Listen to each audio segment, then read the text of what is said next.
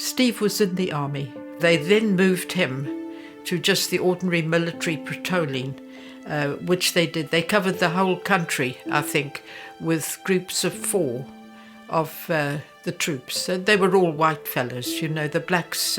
If the blacks wanted to join, they could join voluntary, but it was not compulsory for the blacks to join, only for the whites.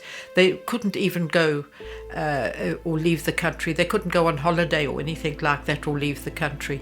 You had to get permission, but the answers were that you really couldn't move. But the one particular occasion in December 1978, they lowered the helicopter down to where the terrorists were, and the terrorists actually shot up into the helicopter.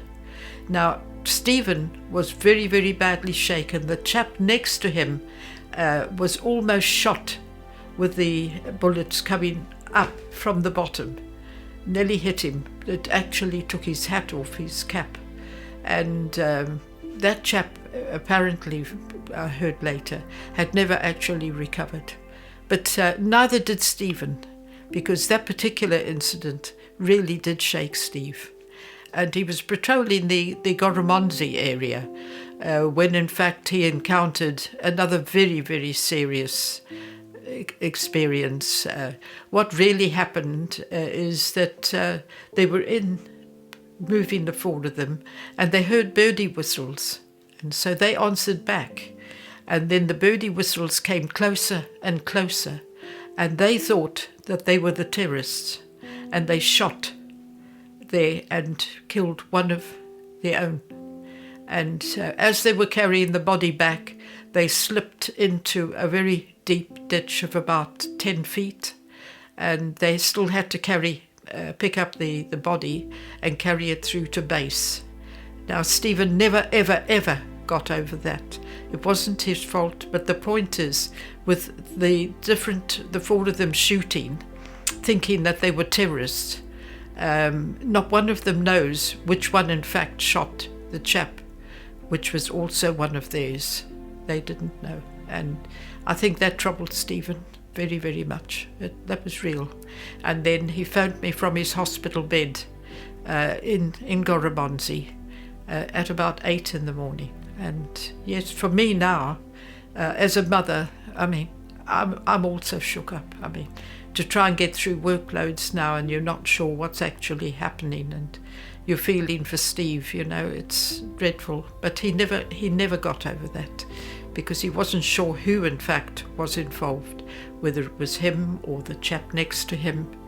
But Stephen phoned me on the one occasion to get him out of the army, and when he came home he was in a dreadful state, so he was released completely. But it took months and months and months. And the only way that I feel that I was able to get him to think normally was in fact to bring him over to the UK and move around, so that there was another world for him. It wasn't all in Rhodesia. And but even then, I think right through life, as we spoke, as years went by, he refused to speak of it. To him it was like bringing everything back in full. And so he would never talk about it. Clifford seemed to be permanently in the army. He loved the army. Remember, he really did enjoy army life. The answer was yes, he came home, but not very frequent. But on the other hand, Stephen always came back to the house because he didn't like the army, but he had to go. So Stephen was perhaps more frequent coming home. Clifford was the first to go into the army. He even brought papers for me to sign that he was permanently in the army, but I wouldn't do that because I felt that the situation at the time was so frightening that it just, I didn't want to lose him, which is normal. But he certainly progressed in the army and went from strength to strength. It was compulsory for all the whites, teenagers from the age of 18. It was compulsory that they all had to go into the army for training. and then subsequently do a stint. I think it's every couple of months, and then they were off for a bit and then back in the army. But it was compulsory. It's not a question of would you like to go, not at all. Clifford was in the army right from when the first call up. He did his national service and was blown up in 2 landmines. And it was in these special trucks that were made for the troops at the time. And it has left him slightly deaf. But quite honestly, it was at that time very, very frightening. The difference between Clifford and Stephen is that Stephen isn't a military man, but Clifford just loved the army. He seemed to have a lot of natural talent.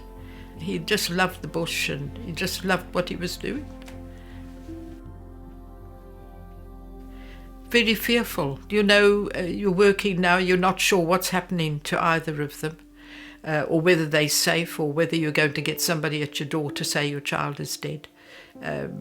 Very fearful, but I wasn't alone. I mean, all of us that had our children in the military, and it was compulsory. You had no choice. Had experienced the same as I experienced. I mean, a lot of parents lost their sons, and for what, when you look back?